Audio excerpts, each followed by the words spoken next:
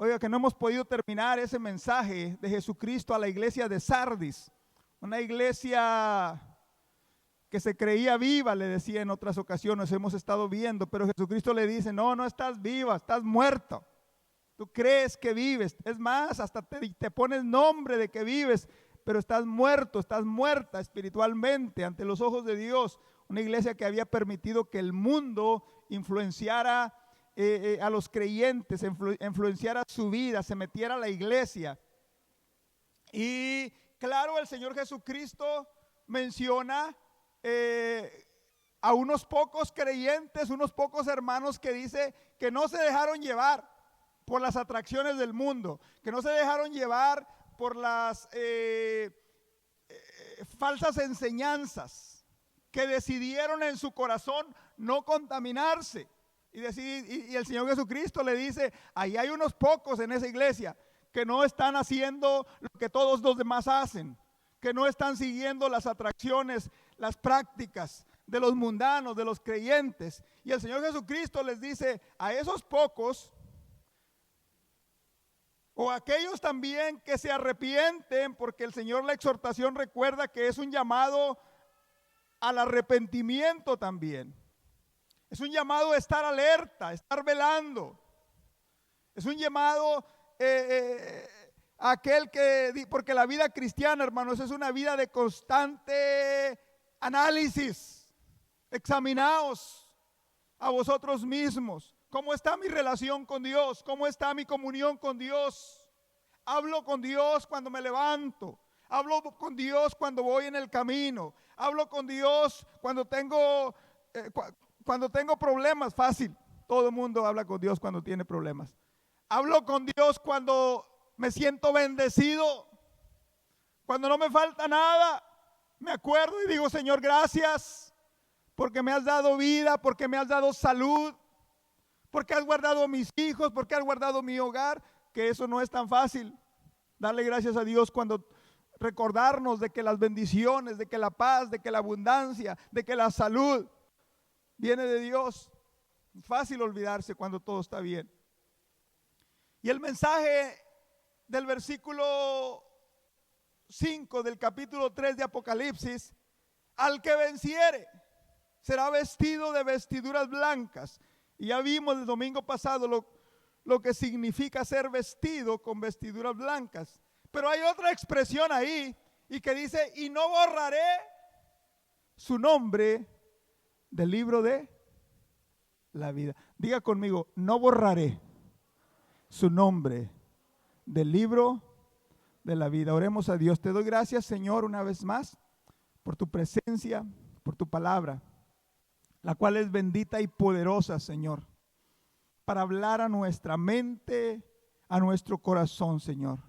Te pido, Señor, que esta palabra tuya venga a exhortar, a edificar vidas, que venga, Señor, a tratar conforme a la necesidad de cada uno de nosotros, conforme a lo que hay en nuestro corazón, Señor, que solo tú conoces.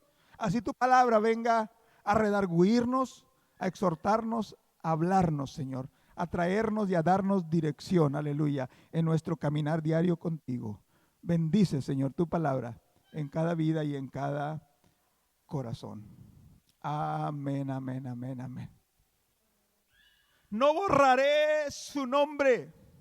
Oiga, qué palabras, qué expresión tan tremenda. Pocas palabras, pero que nos lleva a hacernos preguntas que teólogos, a través de la historia de la iglesia, al encontrar con este tipo de versículos, con este tipo de mensajes, se preguntan, porque detrás de esa expresión, no borraré su nombre, se hacen preguntas. Por ejemplo, puede ser el nombre de un creyente que ha sido escrito en el libro de la vida, puede ser borrado del libro de la vida. O, dicho de otra manera, puede el creyente perder su salvación. Y cuando uno se hacen esas preguntas, la respuesta puede ser o sí o no.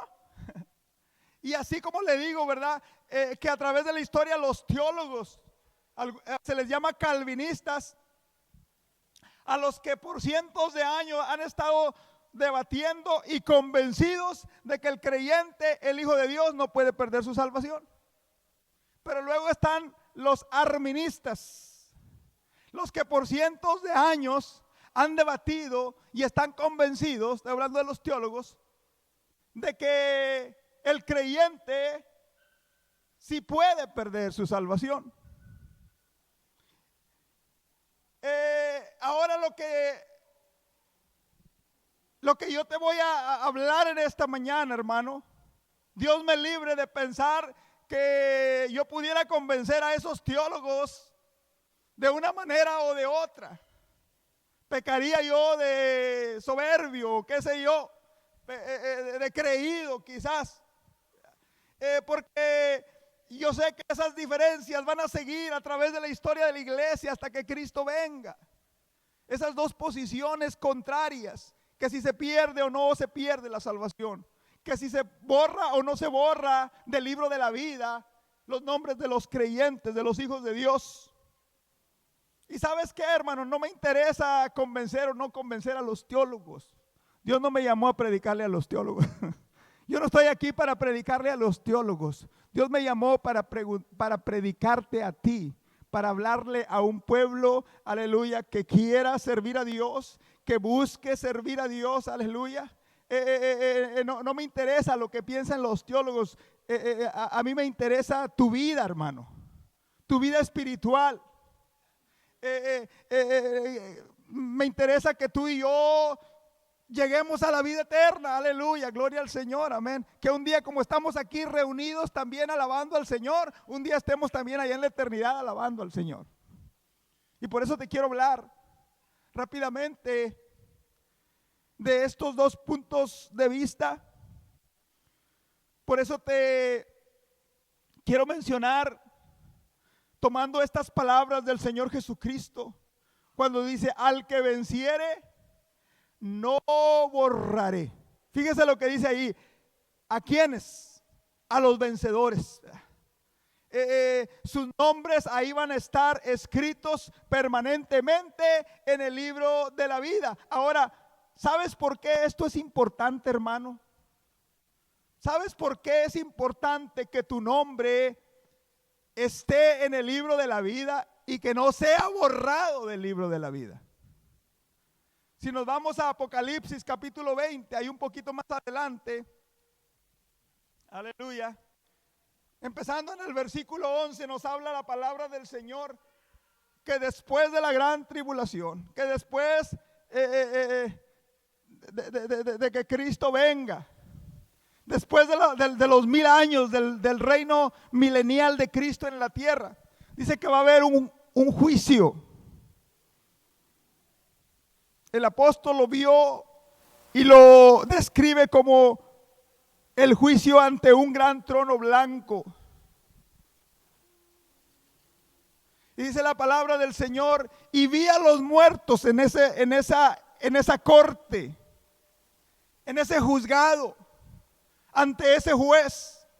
Y vi a los muertos, grandes y pequeños, gente importante, gente que tuvo todo en este mundo. Gente, ahí había reyes, ahí había políticos. Dice, grandes y pequeños también. Gente quizás que nunca alcanzó el reconocimiento a nivel de una ciudad, a nivel de una nación o a nivel mundial. Gente que no tuvo recursos, pero ahí dice había grandes y pequeños, pobres y ricos, de pie ante Dios. Dice, y los libros fueron abiertos. Y otro libro fue abierto. ¿Y cómo se llama ese libro? El libro de la vida. Dice, y fueron juzgados los muertos por las cosas que estaban escritas en los libros según sus obras. Y el mar entregó los muertos, los que habían sido sepultados, habían muerto en el mar. Y la muerte y el Hades entregaron los muertos que había en ellos, dice, y fueron juzgados cada uno según sus obras. Y la muerte y el Hades fueron lanzados al lago de fuego. Esta es la muerte segunda. Y fíjese lo que sucede a los que son borrados, a los que el nombre de ellos no está escrito en el libro de la vida. ¿Qué dice? Y el que no se halló inscrito en el libro de la vida fue ¿qué? Fue lanzado al lago de fuego. ¿Es importante o no es importante que nuestro nombre esté escrito en el libro de la vida? ¿Es importante o no es importante que nuestro libro, que nuestro nombre no sea borrado del libro de la vida? Alguien dígame. Es importante, aleluya. Porque ahí habla de los de que fueron lanzados al lago de fuego. En Apocalipsis, ahí mismo en capítulo 13, un poquito, capítulos anteriores, habla también de cuando el anticristo, la bestia, dice la palabra del Señor en el versículo 8, que la adoraron todos los moradores de la tierra. ¿Quiénes? Cuyos nombres no estaban escritos en el libro de la vida del Cordero que fue inmolado desde el principio del mundo. Fíjese, aquel cuyo nombre no está escrito en el libro de la vida va a ser engañado a adorar, a servir, a postrarse delante de la bestia, del falso profeta, delante del anticristo. ¿Es importante o no es importante que nuestro nombre esté escrito en el libro de la vida? Porque los que sí están inscritos en el libro de la vida, aleluya, Apocalipsis 21, 27, dice la palabra del Señor, hablando de la nueva Jerusalén, hablando de que ya fueron creados cielos nuevos y tierra nueva. Esta tierra ya no va a existir como la conocemos, los cielos ya no van a existir como los conocemos. Y una gran ciudad, la nueva Jerusalén, dice, va a descender del cielo. Y dice la palabra del Señor que no entrará en ella ninguna cosa inmunda o que hace abominación y mentira, sino solamente los que están inscritos en el libro de la vida del Cordero. Ahora, ahorita que estamos hablando de estos temas teológicos, me hago otra pregunta que quiero que tú también te la hagas. ¿Qué es más importante para tu vida? ¿Qué es más importante para mi vida? ¿Saber si se pierde o no la salvación? ¿Saber si se borra o no se borra el nombre de un creyente del libro de la vida? ¿O asegurarte de que tu nombre esté inscrito en el libro de la vida? ¿Qué es más importante para ti? ¿Qué es de más bendición para tu vida? ¿El debatir, el saber si sí o no? ¿O el estar seguro o el estar convencido, aleluya, de que tu nombre está inscrito en el libro de la vida? Claro que el estar seguros, el estar convencidos, oh pastor, yo sé que si me muero, que si el Señor me llama a su presencia, en aquel día que me presente delante, en aquel día que sea juzgado, aleluya, porque recibí a Jesucristo, porque seguía a Cristo, porque le servía al Señor, porque como le dijo a otra iglesia, sé fiel hasta la muerte, yo te daré la corona, porque fui fiel hasta la muerte. Yo sé, yo estoy convencido que mi nombre está inscrito en el libro de la vida. No sufriré la muerte segunda que leíamos hace unos momentos. Aleluya. Allá en el libro de Éxodo, ¿recuerdan la historia cuando el pueblo se hizo un becerro de oro y adoró? Mientras Moisés estaba recibiendo la ley de Dios.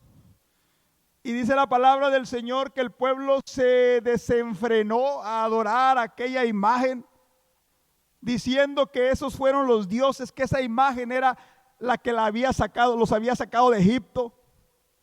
Y Dios encendió su ira, dice la palabra del Señor, en gran manera, que quiso destruir al pueblo en ese momento, a todos.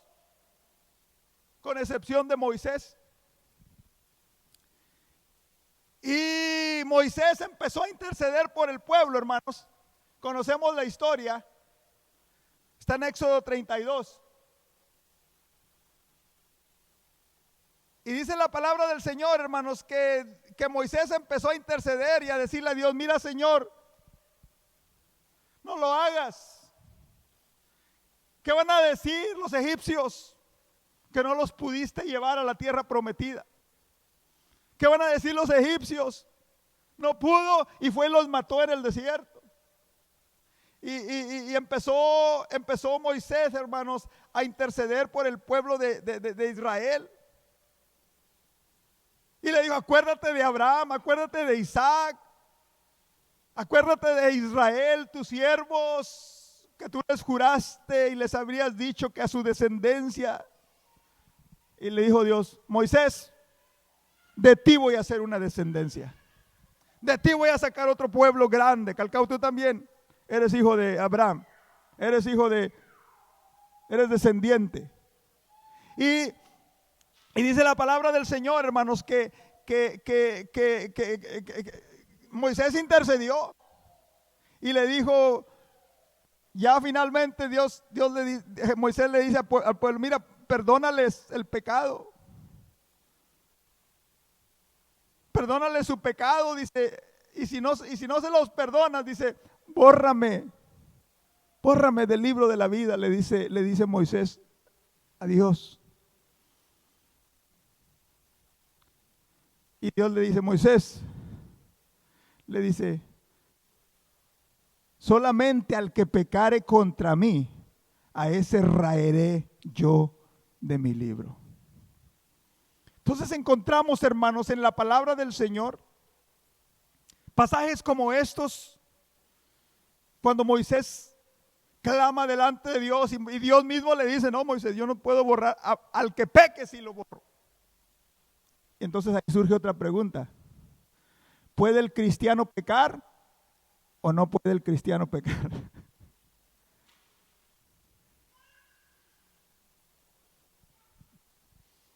Claro que el creyente puede pecar.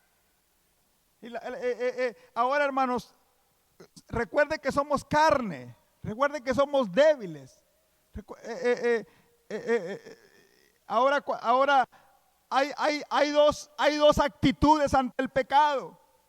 Cuando el Hijo de Dios peca, cuando el Hijo de Dios desobedece a Dios, y inmediatamente se da cuenta de que ha pecado, de que ha caído, de que desobedeció a Dios, y el Espíritu Santo te habla a tu corazón, a tu vida, y en ese momento tú te das cuenta y dices: pero ¿qué hice? Señor, perdóname.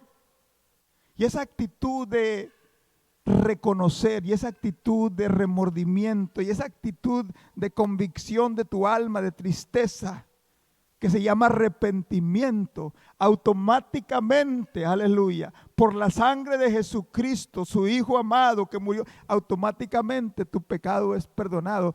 Pero tiene que haber ¿qué? Arrepentimiento. Pero tiene que haber contrición de tu alma, de tu espíritu. No es que, perdóname, ya no lo vuelvo a hacer, pero no estás arrepentido, no estás arrepentida. Solamente estás arrepentido, arrepentida porque te pescaron.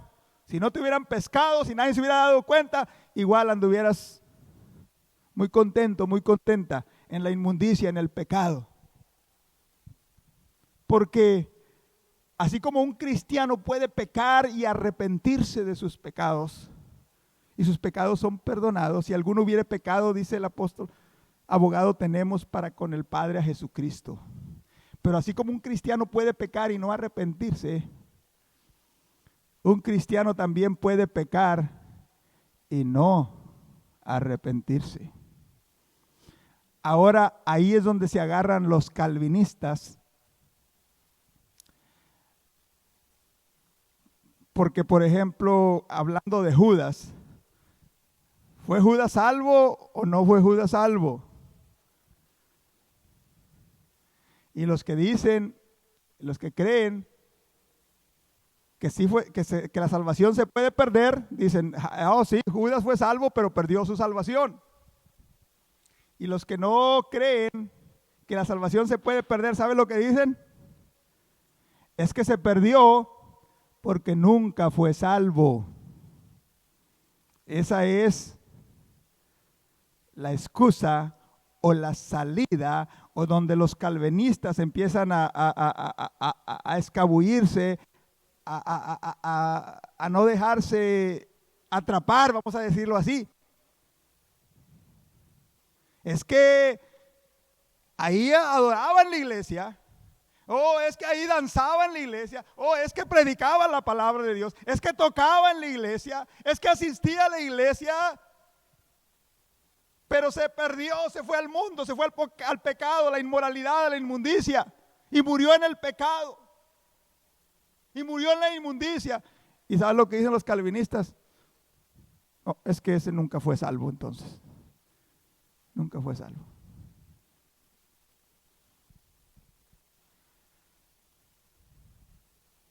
Y usan versículos, hermanos, ¿verdad? Que justifican, vamos a decirlo así, esa manera de pensar, esa manera de creer. Aleluya.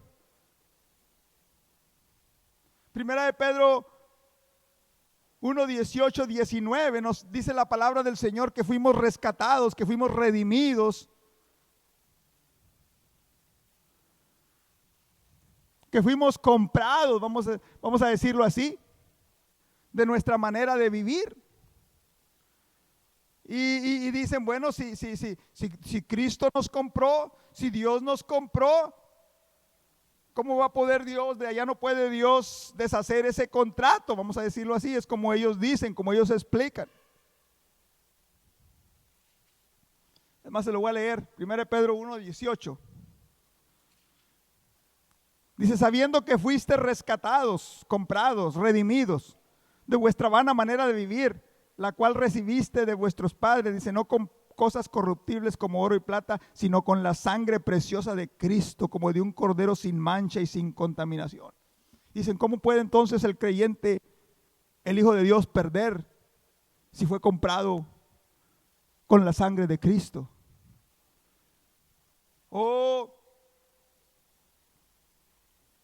Romanos 5:1, muy conocido. Justificados pues por la fe tenemos paz para con Dios por medio de nuestro. Si fuimos justificados, ¿cómo puede entonces perderse esta justificación que hemos recibido de parte de Dios? ¿Cómo puede Dios cancelar esa justificación? Dicen.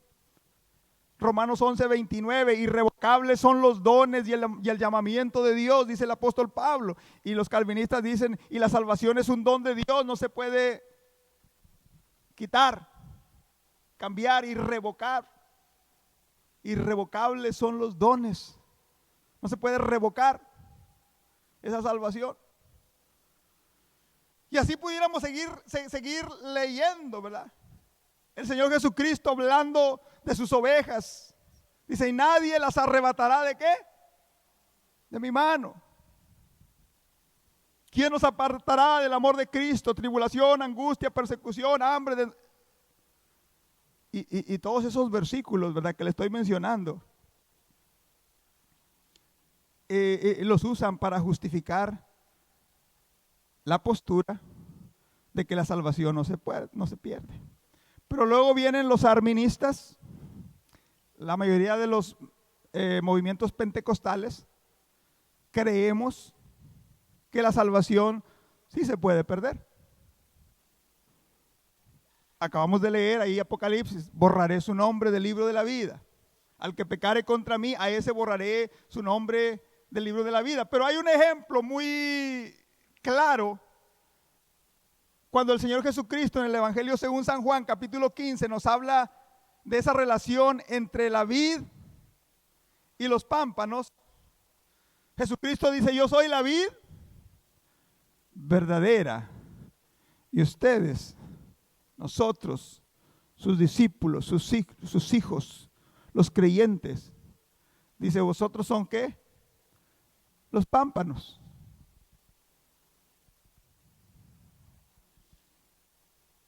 Entonces, ahora, si usted sigue leyendo, usted se va a dar cuenta que hay dos tipos de pámpanos. Hay pámpanos que permanecen en la vid.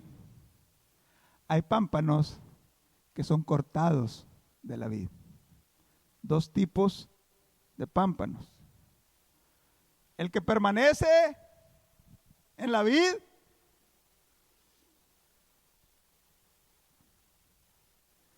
dice, llevará mucho fruto.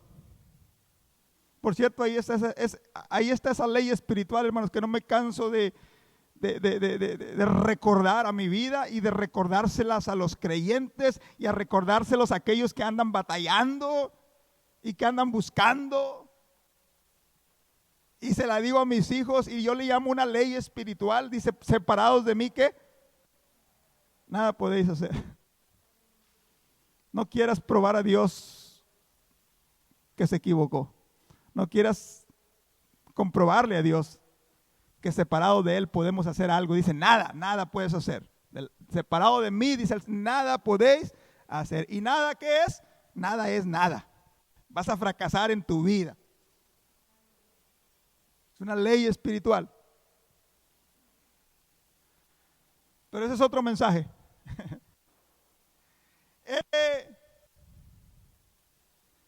Pero dice, pero aquel que no permanece,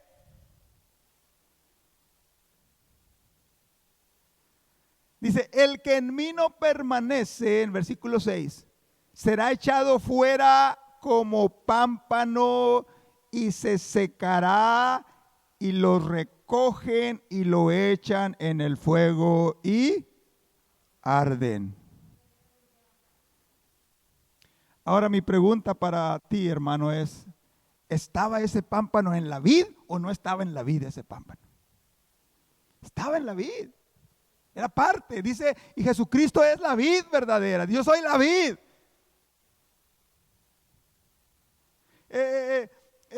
¿Estaba en Cristo o no estaba en Cristo ese pámpano? ¿Dependía de Cristo o no dependía de Cristo? Era un pámpano que dependía de Cristo, que estaba agarrado de la vid. Pero se secó, no llevó fruto, fue estéril, se perdió, vamos a decirlo así.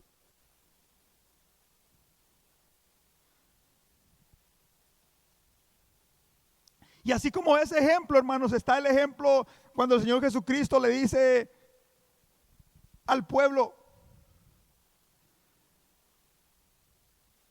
Marcos 9:43. Dice, y si, hablando de nuestro caminar, hermanos, en la vida cristiana, aleluya, hablando de nuestra permanencia en el camino del Señor, dice, si tu mano te fuere ocasión de caer, córtala, porque mejor es entrar en la vida manco que teniendo dos manos e irte al infierno. Y si tu pie te fuera ocasión de caer, córtatelo, porque mejor te es entrar a la vida cojo que teniendo dos pies y ser echado en el infierno. Y si tu ojo te fuera ocasión de caer, sácalo, porque mejor te es entrar en el reino de Dios con un ojo que teniendo dos ojos ser echado al infierno. Ahora no está hablando, ¿verdad?, que nos vamos a cortar la mano. Pero recuerda, hermanos, que con la mano pecamos, con la mano robamos, con la mano golpeamos, con la mano dañamos. Entonces, no lo hagas, es pecado. No lo hagas, estás pecando contra Dios. Recuerde que con nuestros pies nos encaminamos al pecado, nos encaminamos a los vicios. Nos encaminamos a hacer lo malo. Dios te dice, no lo hagas, detén tus pies, detén tu mano. Porque si no, con las dos manos, con los dos pies al infierno. No está hablando de sacarnos nuestro ojo. Con nuestros ojos pecamos, miramos, codiciamos, vemos lo que no debemos ver. Y Dios dice, No lo hagas con 2 ojos, con 4 ojos, con lentes. Te vas a ir al infierno también. Porque está hablando, hermanos, el Señor Jesucristo de detenernos de pecar, de detenernos de caer, de mantenernos en la vid que es Cristo. Alguien diga amén. Y cuando el apóstol Pablo, hermano, le dice a Timoteo que en los postreros días muchos que apostatarán de la fe, diciendo, hermanos, que empezaron a caminar en los caminos de Dios, tenían fe, pero luego se convirtieron en apóstatas que hablaban de Dios, hablaban de la fe, pero con sus hechos, con su vida, negaban lo que hablaban o lo que Dios nos revela en su palabra. Y pudiéramos seguir hablando, hermanos. Allá en el libro de los Hebreos, ¿cómo escaparemos si descuidamos una salvación tan grande? ¿Y cómo va a ser tenido aquella persona que tiene en poco el sacrificio de Cristo en la cruz del Calvario? ¿Cómo va a ser tenido? ¿Qué castigo va a haber para aquel que tiene en poco la sangre de Jesucristo, con el cual fue comprado, fue lavado, fue regenerado? Y podemos seguir hablando uno y otro punto de vista. Y como te digo, yo nunca voy a convencer a los teólogos de su postura. Y no me interesa convencer a los teólogos de su postura. Uno de los pasajes que usan los calvinistas, por ejemplo, para justificar su punto de vista, es aquel pasaje de la oveja perdida que todos conocemos. ¿Ven? Así como aquella oveja se extravió, sí, se perdió, pero era oveja. Fue encontrada, fue rescatada. Pero mira, hermanos, esto es lo que yo veo. Y ya voy a terminar porque no vamos a salir temprano hoy.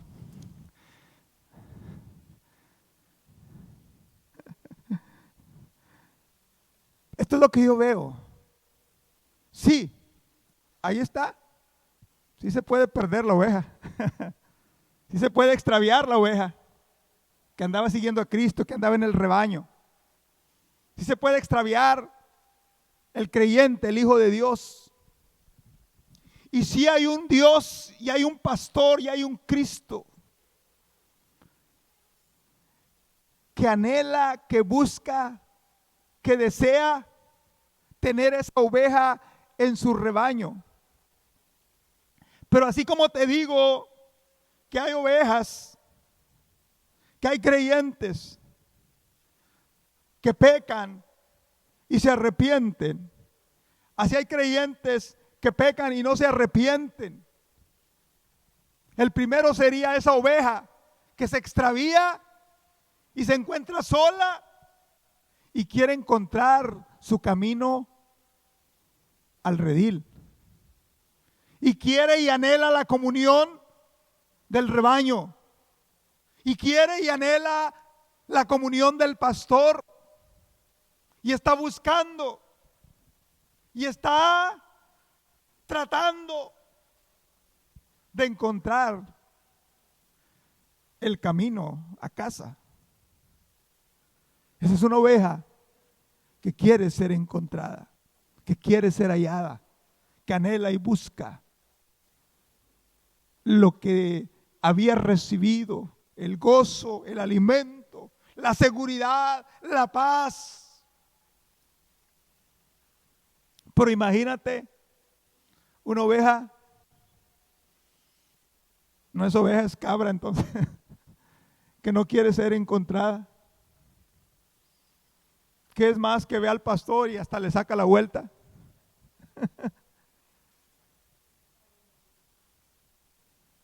Es más, no quiere ser hallada. Porque la vida cristiana, hermanos, aleluya, es una vida de permanecer en la vida, de permanecer en Cristo, aleluya. La vida cristiana, hermanos, es una vida de un constante caminar. Por eso te decía esta mañana, hace unos momentos, cuando te levantas, le das gracias a Dios. Cuando vas al trabajo, hablas con Dios. Cuando vienes del trabajo, cuando estás en el trabajo, hablas con Dios. Antes de acostarte, hablas con Dios. Cuando Dios te bendice, le das gracias a Dios. O solamente cuando estamos pasando por enfermedades, por pruebas, por conflictos. El apóstol Pablo nos dice que la vida cristiana es una vida de una constante autoexamen a nuestra vida. 2 Corintios 3. Dice la palabra del Señor.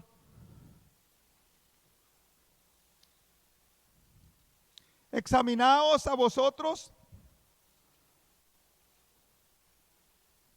Versículo 5.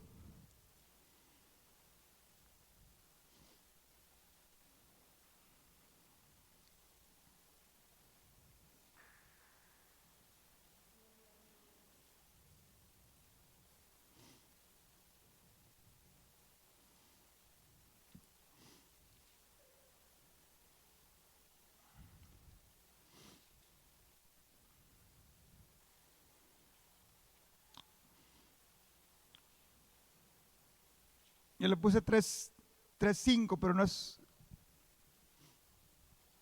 Dice, examinaos a vosotros mismos si estáis en la fe.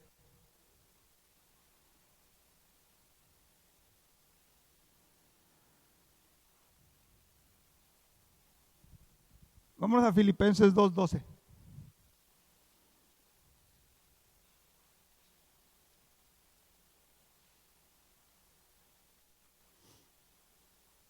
Donde dice la palabra del Señor.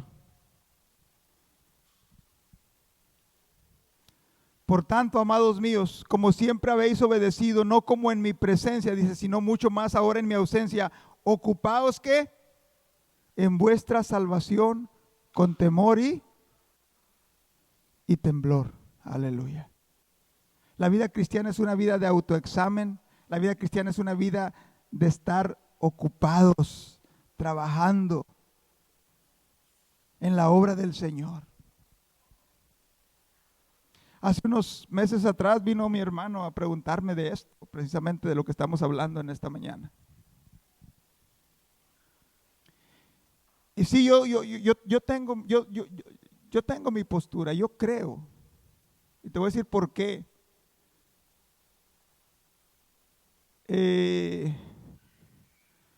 Cuando hay dos puntos de vista contrarios que tienen que ver con mi salvación, ok, yo veo uno, ok, dime qué es lo que tú piensas, dime qué es lo que tú piensas. Y los dos van a sacarte versículos de la palabra del Señor. Y yo, como me gusta analizar, pensar, soy ingeniero, ¿qué es lo que más me conviene creer? O en otras palabras, ¿cuál es la postura de que no importa cuál sea la verdadera respuesta? ¿Cuál es la que, si pierdo, como quiera gano? Te voy a poner un ejemplo más claro. Como creer en Dios o no creer en Dios.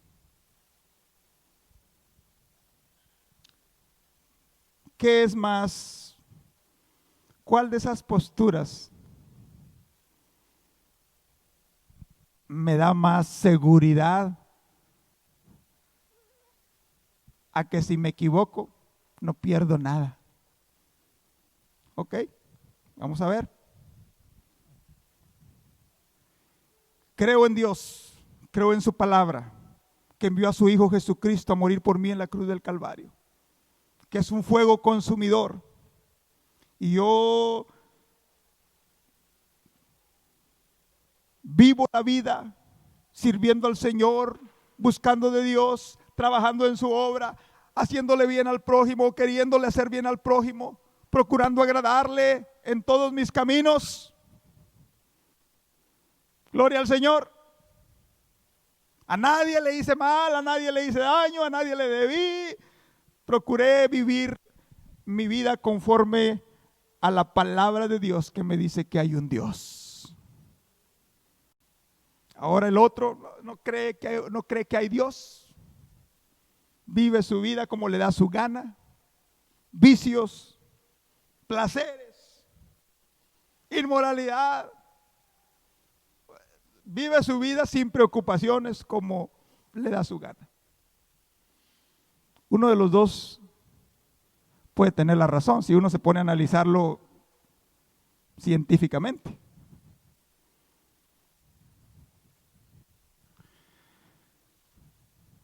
Si yo creí que hay un Dios en los cielos, viví la vida cristiana y al final vamos a suponer que el otro tiene la razón, que no hay Dios.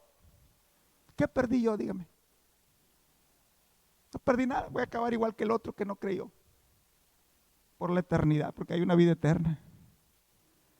Pero el que no creyó en Dios, ahora lo contrario es verdad. Si hay un Dios, si hay un día del juicio, si hay un trono blanco en el cual van a ser juzgados los grandes y pequeños, los que creyeron y no creyeron.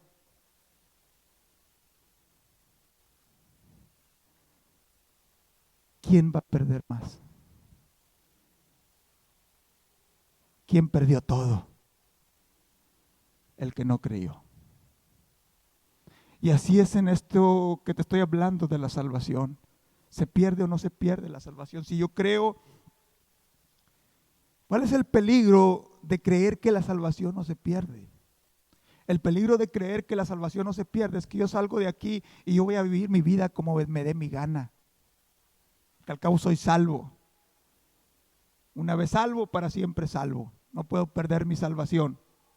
Voy a hacer, no me voy a preocupar si sirvo a Dios, si le sigo, si voy a vivir, me va a poner esa actitud o ese pensar o ese creer en una posición donde voy a vivir una vida alejado de Dios. Que al cabo me bauticé, que al cabo acepté a Cristo, que al cabo dicen que ya no se puede perder. O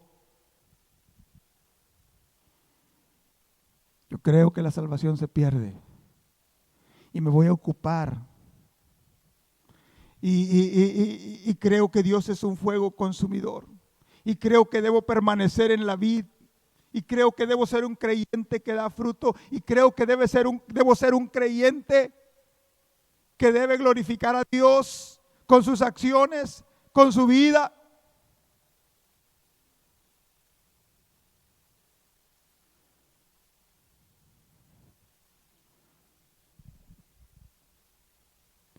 Y al final de mi carrera, como dice el apóstol Pablo, mi nombre va a estar escrito en el libro de la vida. Aleluya. Y aquel que no creyó, que se descuidó, que no le puso aceite a sus lámparas, se va a perder la bendición. Póngase de pie en esta mañana. Aleluya. Como te digo, hermano, yo no quise traerte una disertación para convencer a un teólogo, pero más bien quise traerte una predicación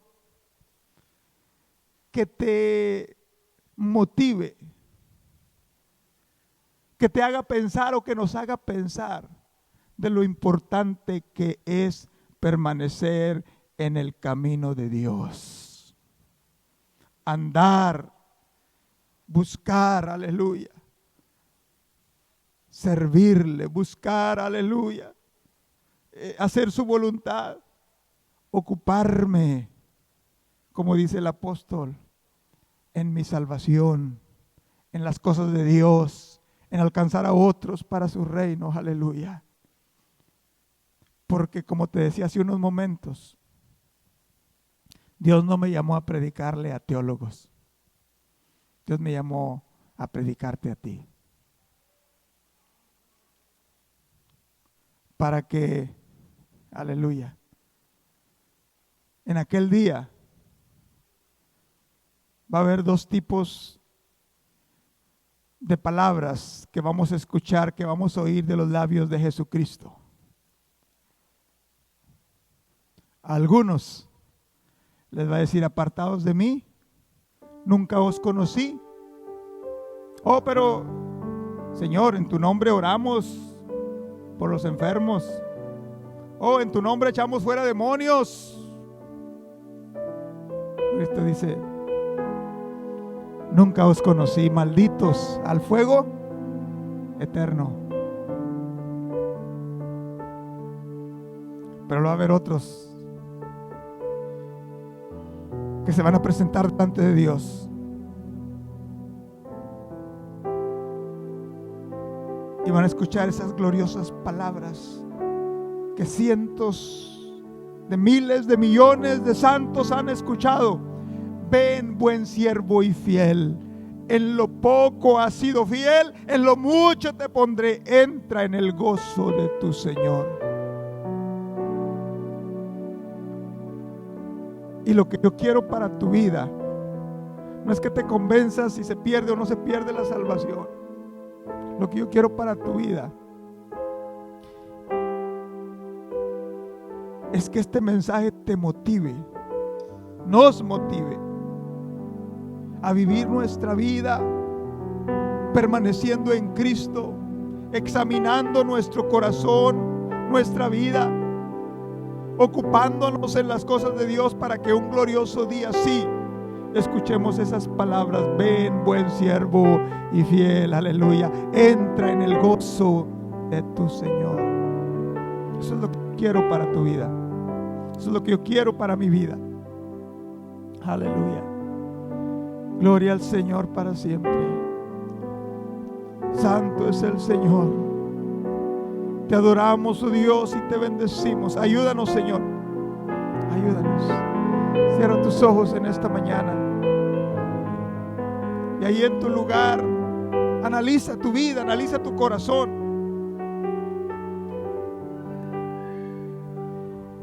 Estoy sirviendo al Señor como Dios quiere que le sirva.